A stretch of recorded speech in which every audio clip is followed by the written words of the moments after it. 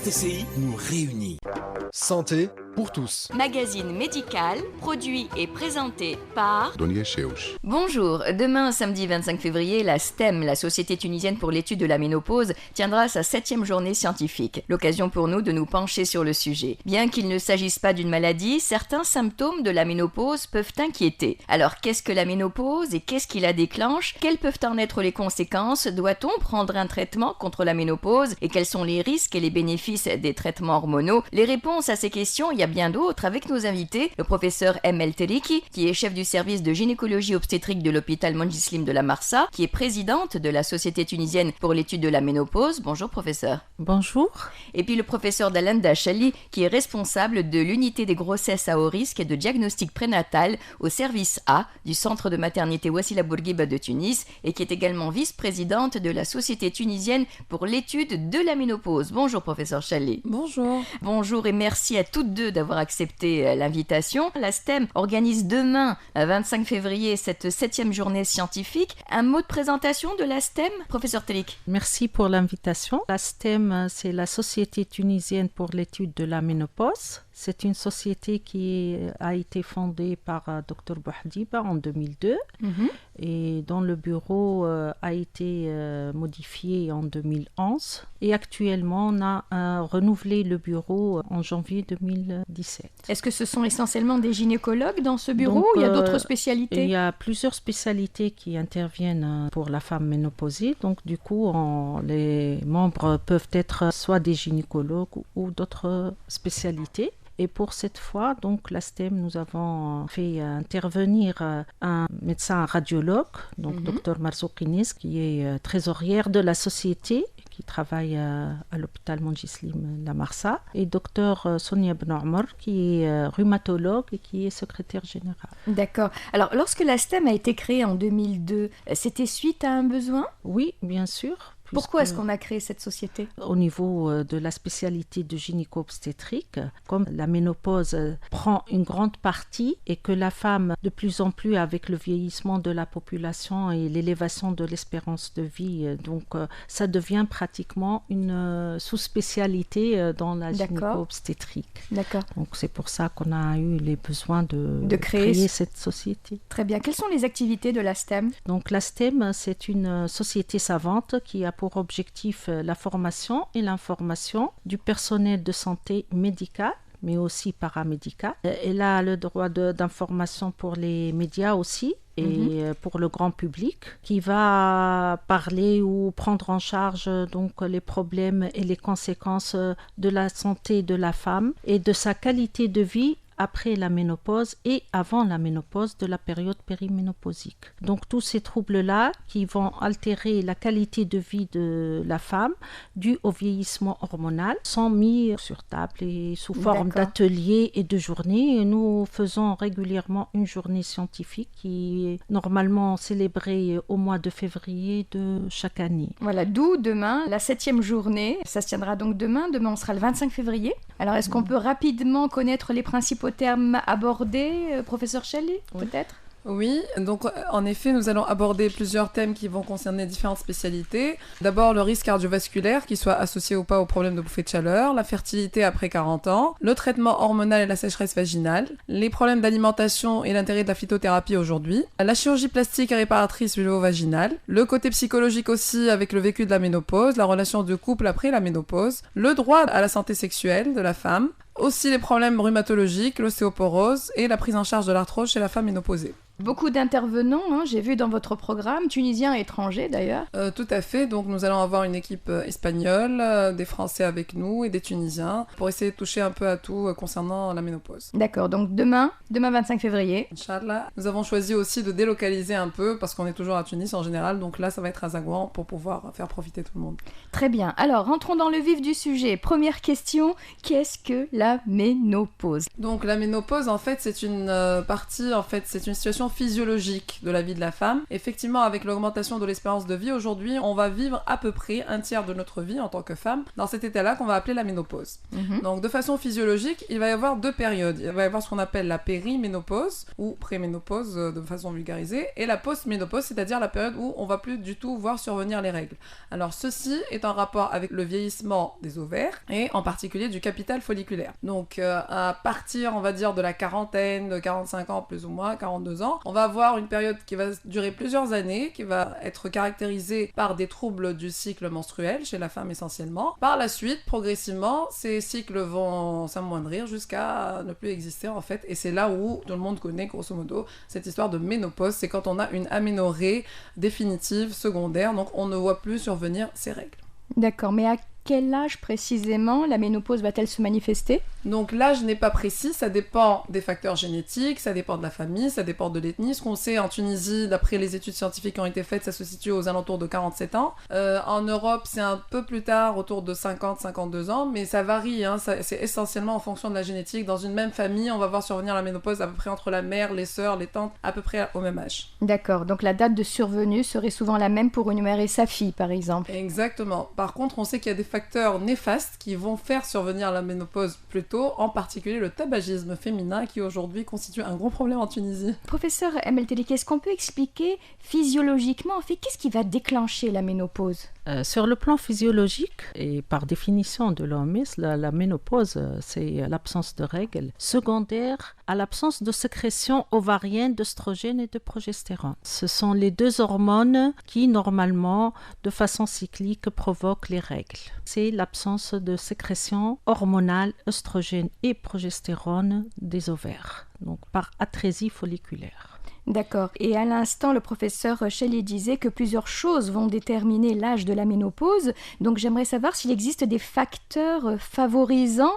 On a parlé peut-être de l'hérédité. Est-ce qu'il y a autre chose, l'état de santé ? Il paraît que l'âge de la ménopause peut être influencé par le tabagisme, qui va l'anticiper d'au moins 2 ans, et que les grossesses tardives apparemment retardent la survenue de la ménopause. D'accord. Est-ce que les antécédents gynécologiques, comme justement les grossesses, la prise de contraceptifs oraux, un traitement pour l'infertilité, est-ce qu'ils peuvent avoir une incidence sur la ménopause ?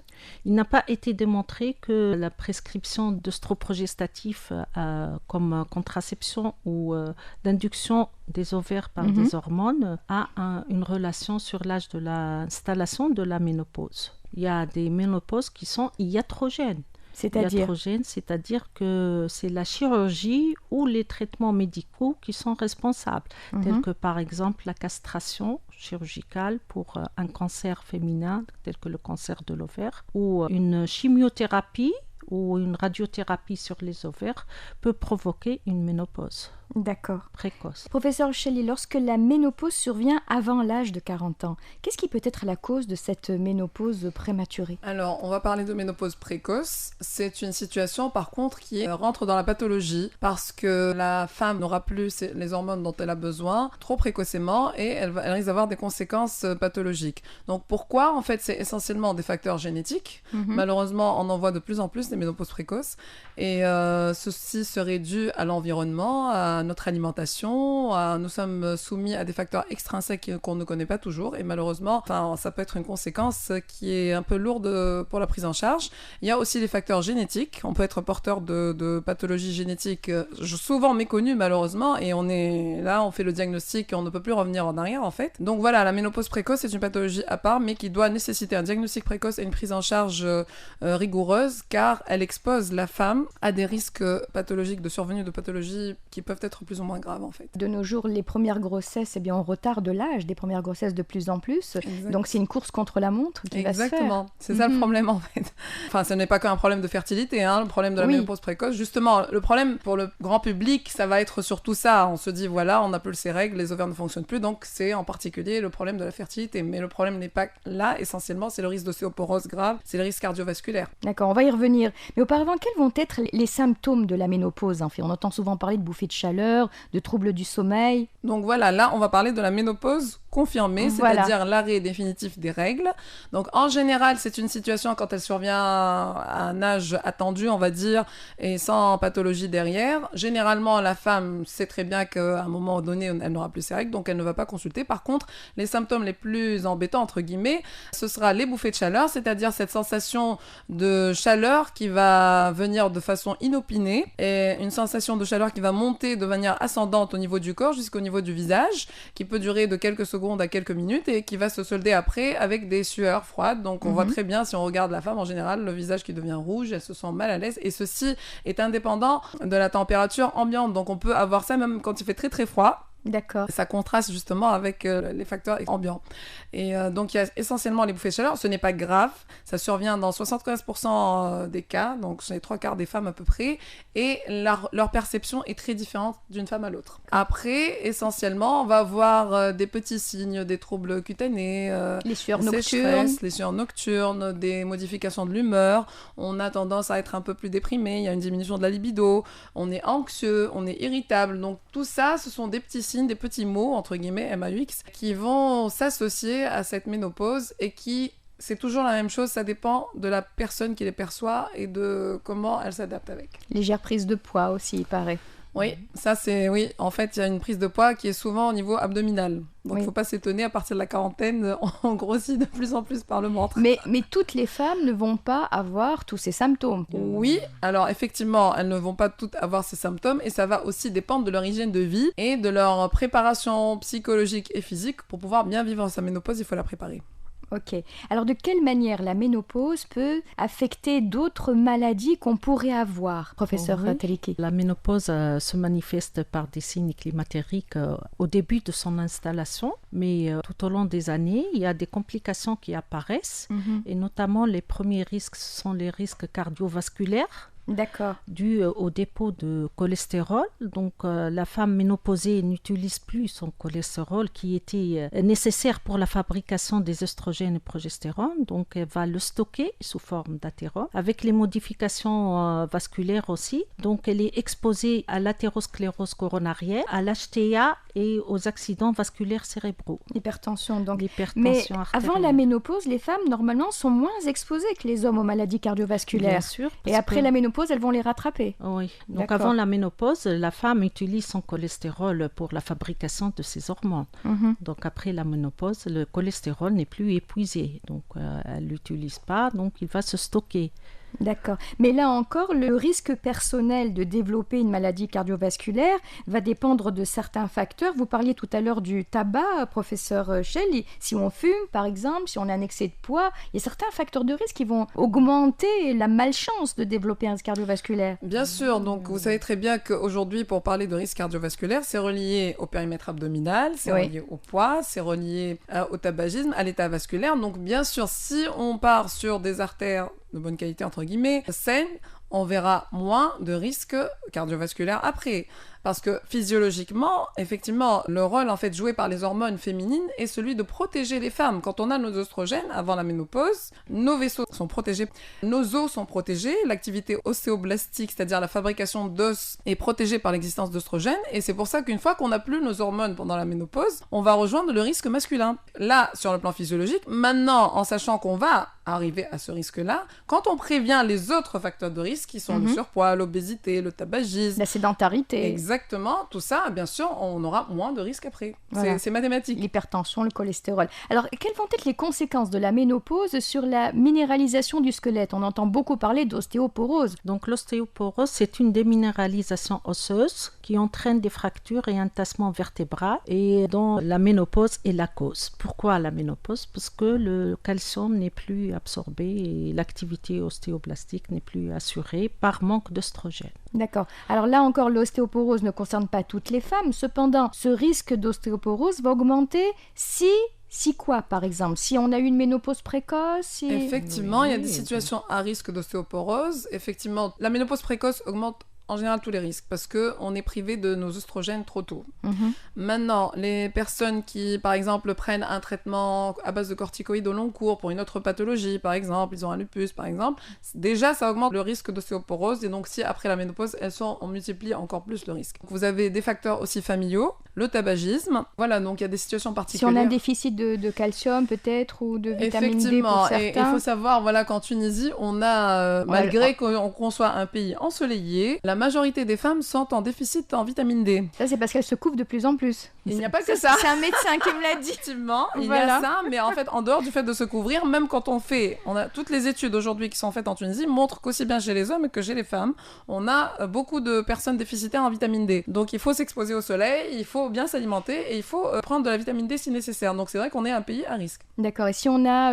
des parents, si on a des antécédents dans la famille de fractures sans traumatisme, hein. C'est très probablement un facteur génétique et familial. Donc il faut faire attention, effectivement. D'accord. Alors moi, ce que je voulais savoir, ce que je vous avais posé comme question tout à l'heure, professeur Telik, est-ce que la ménopause peut affecter d'autres maladies? Par exemple, si on est déjà diabétique ou déjà hypertendu, Oui. qu'on a déjà du mauvais cholestérol, est-ce que ça risque d'accentuer ces maladies qu'on a déjà? Oui, bien sûr, parce que déjà à la ménopause, il y a une transformation de la graisse et une sédentarité qui s'ensuit, parce qu'à la ménopause, la femme, elle est généralement à la retraite, elle a fait grandir ses enfants, elle devient plus sédentaire. Il y a un développement de diabète après la ménopause, et surtout s'il y a des facteurs familiaux, donc le diabète type 2, c'est-à-dire le diabète gras, sédentarité et de mauvaise hygiène alimentaire. Avec la modification de la qualité des vaisseaux, aggravée par les transformations du bilan lipidique,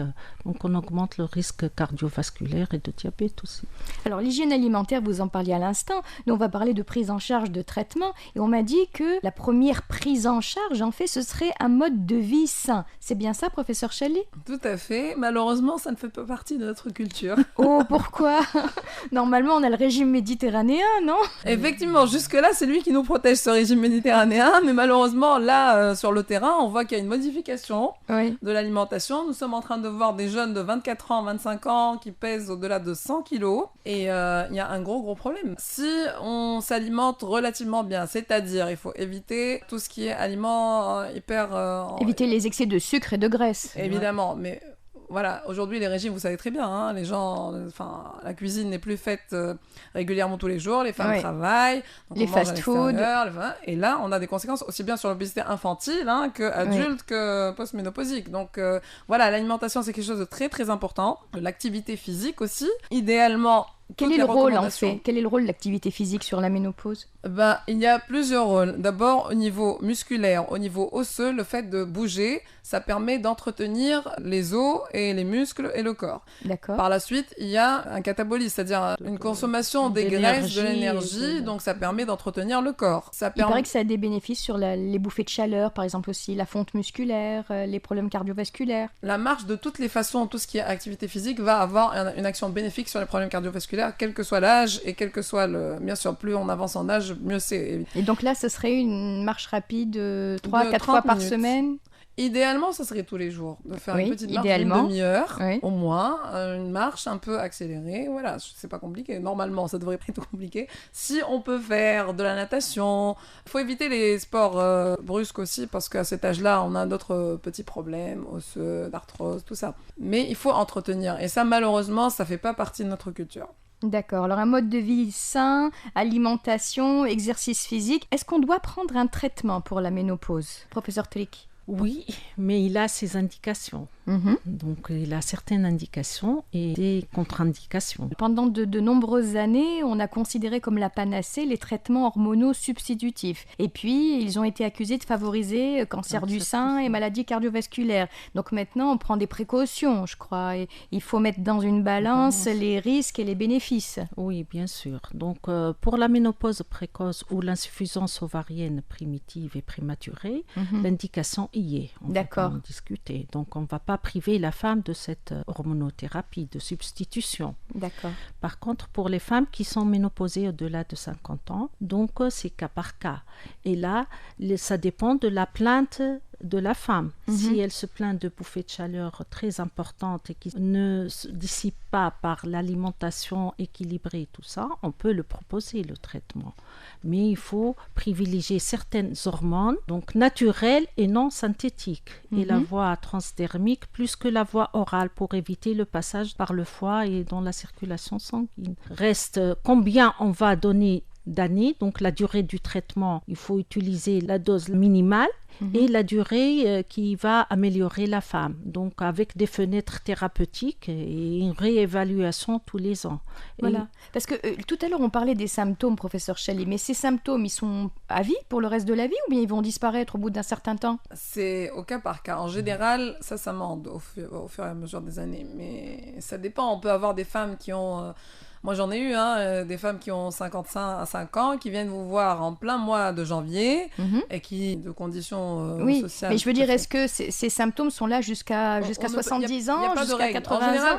En général, ça diminue. D'accord. La durée des bouffées de chaleur peuvent persister 7 à 10 ans après l'installation de la ménopause. Et ici, il faut traiter sur le plan hormonal. Voilà, c'est ça que je voulais savoir. Il faut la commencer très tôt, en début d'installation de ménopause, c'est-à-dire au moins il faut une année d'arrêt des règles et faire le bilan pré-thérapeutique, éliminer certains cancers, éliminer certaines contre-indications et entamer le traitement. Mais jamais après une ménopause de 10 ans et une prise d'hormonothérapie, c'est-à-dire que si la femme ne l'a pas eu pendant les premières années de la ménopause, il ne faut pas qu'elle le prenne à 60 ans ou à 70 ans. Ce qui est important, c'est que ce traitement va être donné par le médecin au cas par cas pour une durée la plus courte possible et éventuellement vous allez réévaluer la situation pour savoir si on poursuit ou non. Voilà, avec des fenêtres comme vous le disiez. Donc de temps en temps on arrête, tout en connaissant les risques. Effectivement, il y a le traitement hormonal de la ménopause qui est à base d'hormones et en particulier d'œstrogènes. Et il y a les traitements non hormonaux.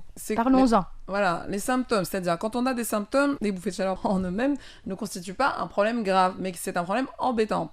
Donc en fait, si la femme, parce que ce n'est pas réellement une patiente, on est dans un cadre physiologique, elle vient voir pour un certain symptôme, on va lui expliquer les différentes possibilités thérapeutiques, les avantages et les inconvénients. Voilà. Parce que le fait de donner des hormones après l'arrêt définitif des règles physiologiques va effectivement exposer cette femme à quelques risques de certains cancers. Et une fois qu'on va entamer ce traitement hormonal, bien sûr, il faudra faire au préalable, comme l'a dit Dr Triki, tout un bilan préalable pour être sûr qu'il n'y a pas déjà un cancer du sein, un cancer du col, un problème d'ordre lipidique, un problème cardiovasculaire, tout ça, parce que sinon, ça sera une contre-indication. Et dans le cas où il y a eu une information claire et que la patiente est consentante et qu'elle va revenir pour se faire surveiller, on peut instaurer un traitement hormonal. Mais ce n'est pas systématique. On peut aussi décider avec la femme de lui donner un traitement symptomatique qui n'a aucune conséquence lourde au niveau cardiovasculaire, cancer, tout ça.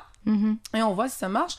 Et en parallèle, on aura fait tout un bilan. Parce que, par exemple, s'il y a un problème d'ostéoporose, par contre, en faisant un examen radiologique, on pourra déterminer si elle est à risque de faire des fractures. Dans ce cas-là, ça sera une indication thérapeutique. D'accord. Et dans ce cadre-là, il y a aussi des médicaments qui ne s'intéresseront qu'à l'os, qui ne sont pas à base d'hormones. Voilà, parce que c'est bien clair, ce traitement hormonal substitutif va jouer normalement sur 2 créneaux, on va dire, et sur les symptômes incommodants, comme les bouffées de chaleur, etc., et sur la prévention de l'ostéoporose et des fractures. Exactement. Mais il doit y avoir d'autres traitements concernant cette prévention de l'ostéoporose, non? La prévention de l'ostéoporose... Une hygiène de vie, vous le disiez, une activité physique, vitamine D... Une supplémentation en calcium et vitamine D.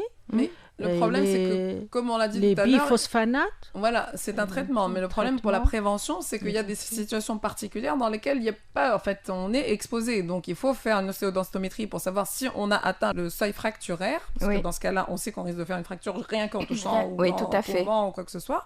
Et dans ce cas-là, on est dans une situation particulière. C'est pour ça que nous, dans cette société, il y a des rhumatologues. On va d'ailleurs parler de tout ça pour l'ostéoporose, tout ça pour la prise en charge.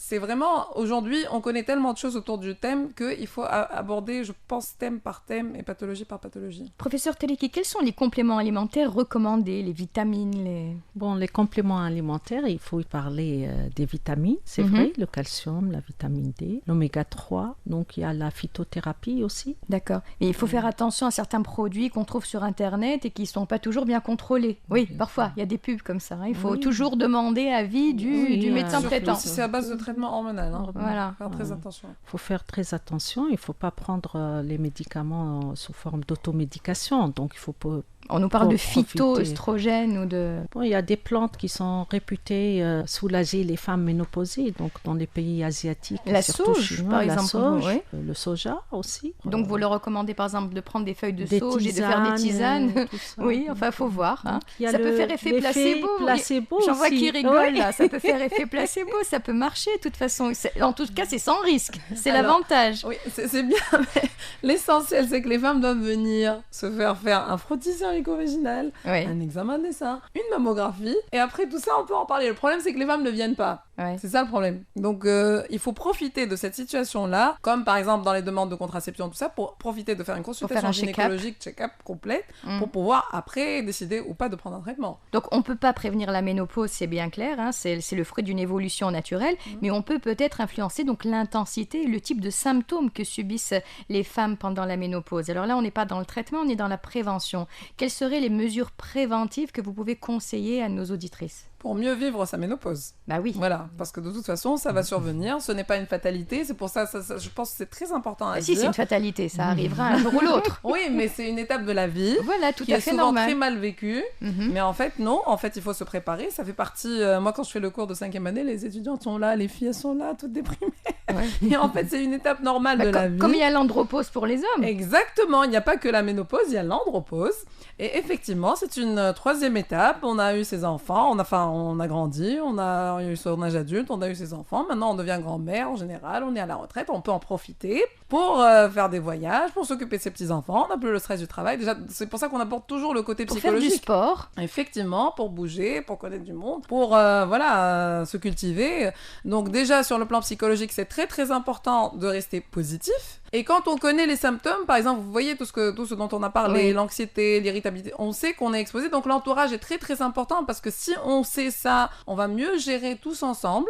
Et il faut aller consulter juste pour faire un check-up et suivre. Et voilà, donc la prévention, c'est une bonne hygiène de vie, c'est de faire une activité physique et s'il y a quoi que ce soit, d'en parler. D'ailleurs, c'est l'un des thèmes de votre journée scientifique demain, le vécu de la ménopause. On rappelle ce rendez-vous, donc cette 7e journée scientifique organisée par la STEM, ça se passera demain, samedi 25 février. Tout à fait, donc c'est en collaboration avec la Société tunisienne de sexologie clinique qui aborde donc ce problème de sexualité, de sexologie, parce que c'est toujours un tabou et il faut en parler. C'est pas parce qu'on est ménopausé qu'on n'a plus droit à une vie sexuelle. De toutes les façons, il faut s'adapter à l'âge, au contexte. Vous avez une adresse, un site ? Donc le site de la STEM, c'est la STEM-tn.com, donc vous avez toutes les informations. Si vous voulez participer, c'est ouvert aussi au grand public. Professeur Teleki, je vais vous demander vos recommandations générales. Donc la ménopause, c'est plutôt un vieillissement hormonal et c'est pas une fatalité, on est tous d'accord pour ça. Donc il faut préparer la femme pour cette phase de vie, ne pas s'enfermer, d'en parler. Et le premier à en parler, il faut voir son gynécologue ou la sage-femme du dispensaire, donc il faut en parler. Là, cette période-là peut être vécue de façon banale, mais elle peut être menacée par plusieurs cancers durant cette phase. Donc le risque cardiovasculaire, rien qu'une prise de tension peut éviter un accident vasculaire cérébral chez cette femme-là. D'accord. Rien qu'un frottis peut éliminer un cancer du col. Une mammographie peut dépister un petit cancer ou une lésion précancéreuse. C'est bien clair. Le mot de la fin, professeur Dalan Dachalli. Le mot de la fin, donc moi j'invite toutes les femmes à aller consulter régulièrement pour faire leur check-up, le frottis, la mammographie, l'examen des seins. C'est une étape physiologique, je le redis, encore une fois, il faut la préparer, il faut lutter contre l'obésité, contre la sédentarité, contre le tabagisme, parce que ce sont des fléaux qu'on est en train de voir sur le terrain tunisien malheureusement. C'est pas à 50 ans qu'on va espérer diminuer de poids, hein, il faut le faire avant. Il faut pas négliger l'activité physique. Il faut faire attention à ce qu'on mange. Effectivement, on a perdu beaucoup de bonnes habitudes. Donc, je pense que ça, c'est très, très important. Sur le plan psychologique, s'il y a quoi que ce soit, il faut en parler. Il ne faut pas sombrer tout seul dans son coin et dire, voilà, je ne sers plus à rien, je suis ménopausée, je ne peux plus avoir d'enfants. Voilà, c'est la dépression, parce qu'il y a le risque de dépression. Donc, il faut rester positif. Les médecins sont là, les sages-femmes sont là à l'écoute pour positiver. Et c'est une nouvelle étape de la vie qui démarre. Effectivement, il faut en profiter. Merci à vous, professeur Dalan Dacheli, responsable de l'unité des grossesses à haut risque et de diagnostic prénatal au service A du centre de maternité Wassila Bourguiba de Tunis, vice-présidente de la Société tunisienne pour l'étude de la ménopause. Et merci à vous, professeur Amel Teleki, chef du service de gynécologie obstétrique de l'hôpital Mongislim de la Marsa, présidente de la Société tunisienne pour l'étude de la ménopause. Merci à vous de nous avoir suivis et surtout, bonne santé à toutes et à tous. Santé pour tous. Magazine médical, produit et présenté par Dunia Cheus.